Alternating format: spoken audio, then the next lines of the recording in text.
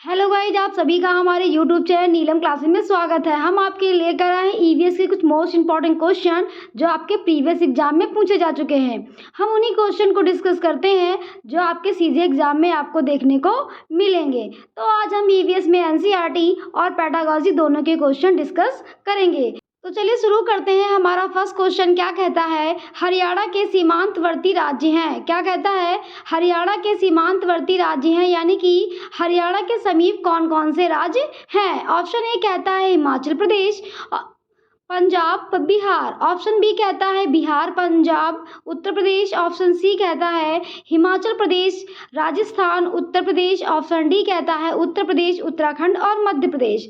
तो जो हमारा हरियाणा है उसके समीप पहले ऑप्शन में बिहार है तो बिहार नहीं होगा, दूसरे में भी बिहार है। ऑप्शन सी हमारा करेक्ट हो जाएगा, हिमाचल प्रदेश, राजस्थान और उत्तर प्रदेश है। ऑप्शन डी में क्या है, उत्तर प्रदेश, उत्तराखंड और मध्य प्रदेश दिया हुआ है, इसीलिए ये भी हमारा इनकरेक्ट हो जाएगा।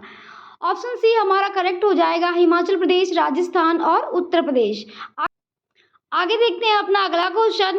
एक ईवीएस शिक्षिका अपने छात्रों से सोचने और जवाब देने के लिए कहती है। क्या कह रहा है क्वेश्चन हमारा, एक ईवीएस शिक्षिका अपने छात्रों से सोचने और जवाब देने के लिए कहती है कि सर्दियों के दौरान उन्हीं कपड़ों में सहज महसूस करते हैं। इस तरह का प्रश्न है। क्या कह रहा है कि सर्दियों के दौरान उन्हीं कपड़ों में सहज महसूस करते हैं, इस तरह का प्रश्न है। ऑप्शन ए कहता है काल्पनिक प्रश्न है, ऑप्शन बी कहता है तथ्यात्मक प्रश्न है, ऑप्शन सी कहता है अविचारी प्रश्न है और ऑप्शन डी कहता है विश्लेषणात्मक प्रश्न है। तो जो हमारा ऑप्शन नंबर डी है वो हमारा करेक्ट हो जाएगा, विश्लेषणात्मक प्रश्न है। आगे देखते हैं अपना अगला क्वेश्चन। पर्यावरण अध्ययन के अध्यापक श्री मेहरा जी ने अपनी कक्षा में हमेशा भारत का मानचित्र लेकर जाते हैं। क्या कह रहा है क्वेश्चन हमारा, पर्यावरण अध्ययन के अध्यापक जो है वो श्री मेहरा जी जो है वो अपनी कक्षा में हमेशा भारत का मानचित्र लेकर जाते हैं, क्योंकि वो क्यों मानचित्र लेकर जाते हैं। ऑप्शन ए हमारा कहता है मानचित्र अच्छी प्रकार से बने हैं, उन्हें विद्यार्थी पसंद करते हैं। ऑप्शन बी हमारा कहता है विद्यार्थी मानचित्र देखकर आनंदित होते हैं। ऑप्शन सी कहता है मानचित्र छात्रों को स्थान व दिशाओं को समझने में सहायक है। ऑप्शन डी कहता है छात्र कक्षा में शांत और सावधान बैठे रहते हैं। तो जहां बच्चा एक्टिव हो और बच्चे की हित की बात की गई हो वही हमारा सीटेट में आंसर करेक्ट होता है। तो ऑप्शन नंबर सी हमारा करेक्ट हो जाएगा। मानचित्र जो होता है वह छात्रों को स्थान और दिशाओं की स्थिति को समझने में मदद करता है। तो ऑप्शन सी हमारा करेक्ट हो जाएगा।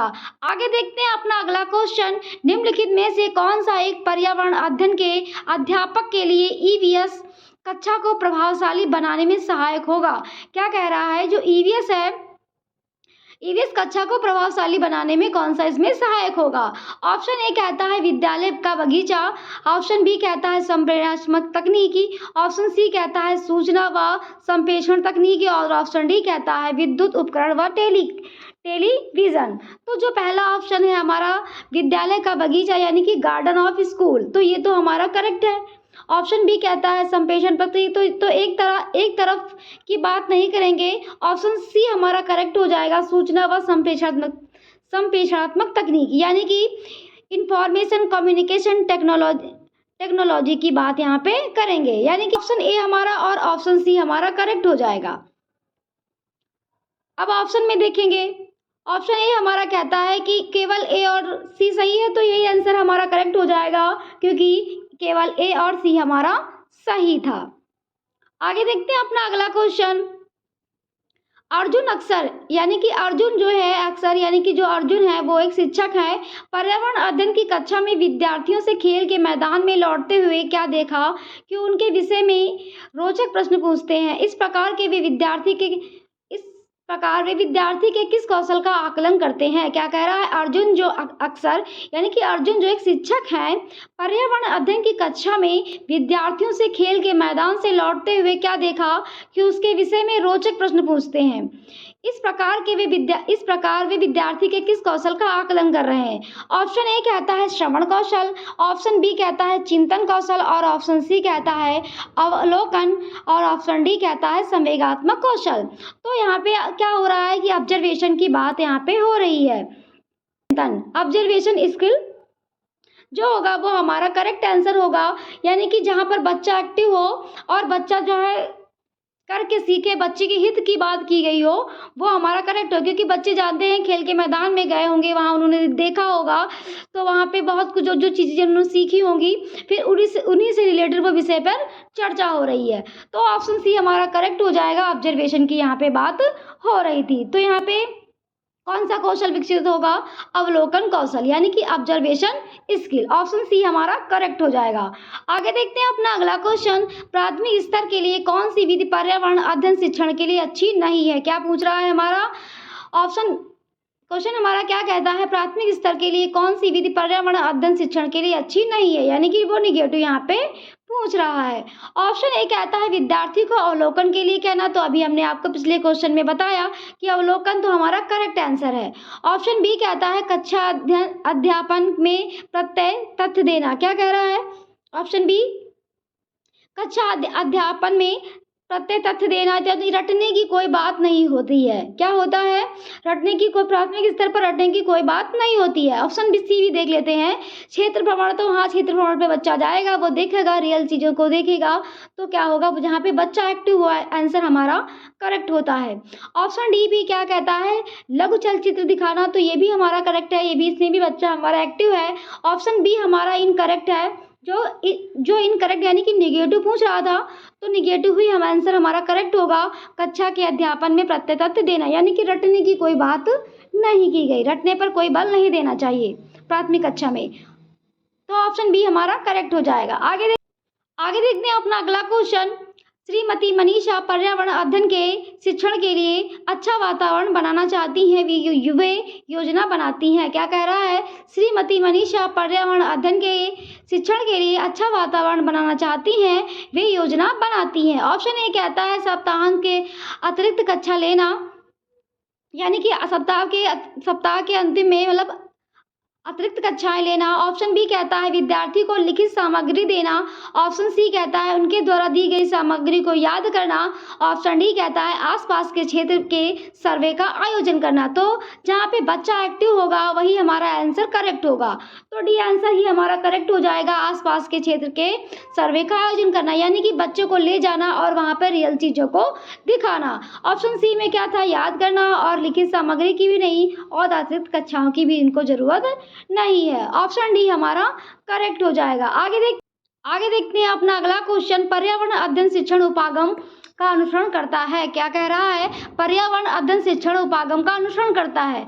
ऑप्शन ए कहता है सहचर्यवादी। ऑप्शन बी कहता है सामाजिक संरचनावादी। ऑप्शन सी कहता है व्यवहारवादी, और ऑप्शन डी कहता है अवलोकन जन्य अधिगम। तो जो पर्यावरण शिक्षण का उपागम है वो कैसा होना चाहिए? तो ऑप्शन बी हमारा करेक्ट हो जाएगा, सामाजिक संरचनावादी।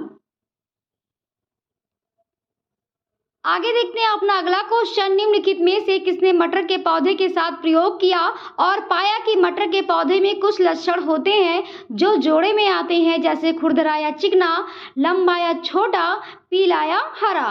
क्या कह रहा है क्वेश्चन हमारा? निम्नलिखित में से किसने मटर के पौधे के साथ प्रयोग किया और पाया कि मटर के पौधे में कुछ लक्षण होते हैं जो जोड़े में आते हैं, जैसे खुरदरा या चिकना, लंबा या छोटा, और या पीला या हरा।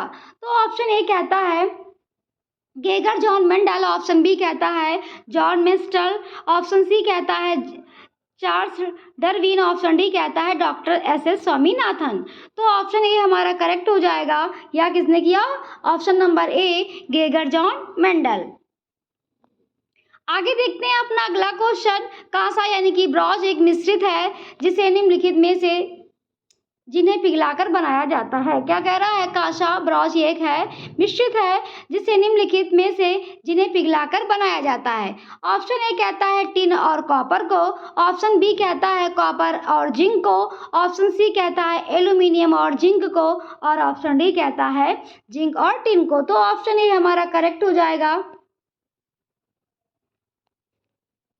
टिन और कॉपर को। आगे देखते हैं अपना अगला क्वेश्चन। निम्नलिखित में से कौन सी असम में खाई जाने वाले चावलों की एक सामान्य किस्म है जो पकने के बाद चिपचिपे यानी कि स्टिक हो जाती हैं? क्या कह रहा है? निम्नलिखित में से कौन से असम में खाए जाने वाले चावलों की एक सामान्य किस्म है जो पकने के बाद चिपचिपे स्टिक यानी कि स्टिक्स हो जाते हैं। ऑप्शन ए कहता है अर्बोरियो चावल, ऑप्शन बी कहता है बोम्बा चावल, ऑप्शन सी कहता है पोनिन चावल, ऑप्शन डी कहता है बोरा चावल। तो असम में हमने आपको बताया था पिछली वीडियो में बोरा चावल की किस्म पाई जाती है। ऑप्शन नंबर डी हमारा करेक्ट हो जाएगा। आगे देखते हैं अपना अगला क्वेश्चन। कक्षा के विद्यार्थियों को विषय पक्षियों प्रस्तुत करने के उद्देश्य से आप निम्नलिखित में से किसे प्राथमिकता देंगे? क्या कह रहा है? कक्षा के विद्यार्थियों को विषय पक्षियों प्रस्तुत करने के उद्देश्य से आप निम्नलिखित में से किसे प्राथमिकता देंगे? ऑप्शन ए कहता है अपने विद्यार्थियों को पक्षियों के प्रतिरूप उनके नामों की सूची याद करने के लिए कहेंगे। तो याद करने रटने की तो कोई बात की ही नहीं गई प्राथमिक स्तर पर। ऑप्शन बी कहता है विद्यार्थियों को पक्षियों के विषय में अपने शब्दों में लिखने के लिए कहेंगे। तो ये भी हमारा इनकरेक्ट हो जाएगा। ऑप्शन सी कहता है स्थानीय पक्षियों, उनकी प्रकृति, उनके आवास स्थानों की पहचान के लिए प्रकृति की सैर का उपयोग कीजिए। यानी कि ऑप्शन सी हमारा करेक्ट हो जाएगा कि जहाँ पे बच्चा एक्टिव हो यहाँ की, यानी कि बच्चे को वहाँ पे ले जाएंगे और रियल चीज़ों को दिखाएंगे। यही तो ऑप्शन में सी में कह रहा है कि उनके आवास स्थानों की पहचान करने के लिए प्रकृति की सैर का उपयोग कीजिए। तो सी आंसर हमारा करेक्ट हो जाएगा। ऑप्शन डी भी देख लेते हैं। पक्षियों पर एक वीडियो और उनके पश्चात कंप्यूटर प्रस्तुतिकरण दिखाइए। तो ऑप्शन सी ये भी हमारा इनकरेक्ट है। तो ऑप्शन सी हमारा करेक्ट हो जाएगा। आगे देखते हैं अपना अगला क्वेश्चन। ईवीएस का रचनात्मक आकलन है। क्या कह रहा है?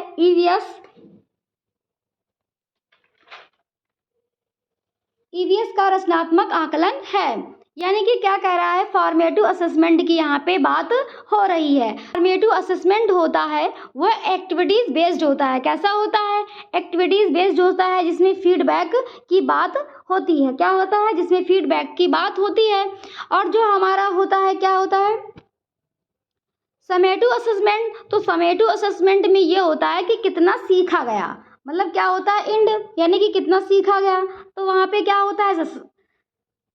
Summative assessment. और यहाँ पे क्या हो रही है? फॉर्मेटिव असेसमेंट की बात, यानी कि रचनात्मक आकलन की बात हो रही है। तो ऑप्शन ए कहता है सीखने के लिए आकलन किस में आएगा? तो यह तो हमारा रचनात्मक आकलन में आएगा, क्योंकि जहाँ पे फीडबैक की बात हो रही होती है, मतलब सीखने के दौरान हम बच्चे को फीडबैक देते हैं, तो वो हमारा क्या होता है?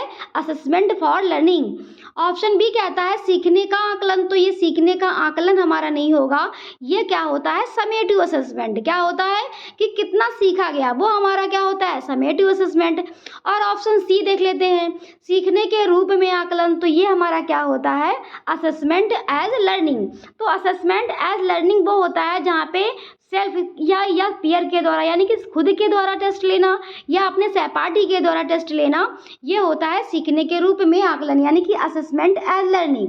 तो सी भी हमारा करेक्ट है। और सीखने के बारे में आकलन ये हमारा इनकरेक्ट है, ये तो बात की ही नहीं की। तो ऑप्शन ए हमारा करेक्ट हो जाएगा और ऑप्शन सी हो जाएगा, यानी कि जो हमारा फॉर्मेटिव असेसमेंट है वो सीखने के लिए आकलन और सीखने के रूप में आकलन का उदाहरण है। तो ऑप्शन बी देख लेते हैं। ऑप्शन ए कहता है ए और सी, ऑप्शन बी कहता है ए और बी, ऑप्शन सी कहता है ए और सी, और ऑप्शन डी कहता है ए और सी। तो ऑप्शन सी हमारा करेक्ट हो जाएगा, क्योंकि हमारा ए और सी सही था। ये देखते हैं अपना अगला क्वेश्चन। प्रत्येक परिवार में सदस्यों की संख्या और पानी की अनुमानित मात्रा की खपत का पता लगाने के लिए छात्र अपने घर और पड़ोस में एक सर्वेक्षण करते हैं। इन गतिविधियों के माध्यम से कौन से कौशल और प्रक्रियाएं विकसित की जाती हैं? क्या कह रहा है? प्रत्येक परिवार में सदस्यों की संख्या और पानी की अनुमानित मात्रा की खपत का पता लगाने के लिए छात्र अपने घर और पड़ोस में एक सर्वेक्षण करते हैं। इन गतिविधियों के माध्यम से कौन से कौशल और प्रक्रियाएं विकसित की जाती हैं? ऑप्शन ए कहता है परिकल्पना, परिणाम निकालना, अभिव्यक्ति। ऑप्शन बी कहता है अनुमान, प्रयोग, अवलोकन। ऑप्शन सी कहता है प्रश्न पूछना, प्रयोग करना, पर्यावरण के प्रति संवेदनशीलता। ऑप्शन डी कहता है पूछताछ, परिणाम निकालना और अभिव्यक्ति। यानी कि आस पड़ोस का जब सर्वेक्षण करेंगे तो वो क्वेश्चन तो पूछेंगे ही, तो जिसमें हमारा प्रश्न पूछना ना हो वो हमारा इनकरेक्ट हो जाएगा। दोनों ऊपर के हमारे इनकरेक्ट हो गए। ऑप्शन सी भी देख लेते हैं। प्रयोग करना, मतलब प्रश्न पूछना लेकिन प्रयोग करना नहीं होगा, क्योंकि वो तो सर्वेक्षण कर रहे हैं ना, पूछताछ कर रहे हैं। तो ऑप्शन डी हमारा करेक्ट हो जाएगा, पूछताछ, परिणाम निकालना और अभिव्यक्ति। आगे देखते हैं अपना अगला क्वेश्चन। एक शिक्षिका ईवीएस शिक्षण के लिए अपने विद्यार्थियों के साथ तालिका यानी कि सिंक्रोनस संप्रेषण का चयन करती है। निम्नलिखित में से किसे चुनेगी? और ये देखेंगे कि सिंक्रोनस होता क्या है। तो सिंक्रोनस वो होता है जो रियल टाइम कम्युनिकेशन होता है। क्या होता है? Real time communication. यानी कि जब कभी हम लाइव क्लास देखते हैं, चल रही होती है, तो जब हम कोई क्वेश्चन पूछते हैं तो आप लोग उसका आंसर देते हैं, तो वो हमारा क्या होता है? सिंक्रोनस। यानी कि क्वेश्चन हमने पूछा, उधर से जवाब भी तुरंत आ गया, तो ये हमारा क्या होता है? सिंक्रोनस। और ऑप्शन हमारा क्या कहता है? Phone call, pre recording, teleconferencing. तो जो रिकॉर्डिंग होता है वो रिकॉर्डेड क्लासेस नहीं होती, वो मतलब रिकॉर्डेड क्लासेस में हम तुरंत मैसेज नहीं कर सकते, तो ये हमारा इनकरेक्ट हो जाएगा। ऑप्शन बी कहता है ईमेल, सोशल मीडिया पोस्ट। तो सोशल मीडिया पोस्ट पे तो हम पोस्ट डाल सकते हैं, लेकिन तुरंत रिप्लाई उसमें नहीं आता, तो ये भी हमारा इनकरेक्ट हो जाएगा। ऑप्शन सी कहता है त्वरित संदेश, ब्लॉग डालना या टेली कॉन्फ्रेंसिंग। तो ब्लॉग जो हम डाल देते हैं तो उसमें तुरंत भी रिप्लाई नहीं होगा। ऑप्शन डी हमारा करेक्ट हो जाएगा। वीडियो कॉन्फ्रेंसिंग पे जब हम बात करते हैं आमने सामने, तो हमारा तुरंत रिप्लाई होता है, यानी कि रियल टाइम कम्युनिकेशन वहाँ पे हमारा होगा। ऑनलाइन चैट करते हैं, तो जब हम ऑनलाइन चैट करते हैं तो जब हम भी इधर से मैसेज करते हैं, उधर से भी मैसेज करते हैं, तो तुरंत हो जाता है। और फ़ोन कॉल भी होता है, तो हम तुरंत आपस में बात करते हैं। तो ऑप्शन डी हमारा करेक्ट हो जाएगा। तो ये थे हमारे ईवीएस के कुछ मोस्ट इंपॉर्टेंट क्वेश्चन जो आपके प्रीवियस एग्जाम में पूछे जा चुके हैं। हम उन्हीं क्वेश्चन को डिस्कस करते हैं जो आपके एग्जाम में सीधे आपको देखने को मिलेंगे। अगर आपको हमारा चैनल पसंद आया हो तो प्लीज़ लाइक सब्सक्राइब करना मत भूलिएगा। Thank you.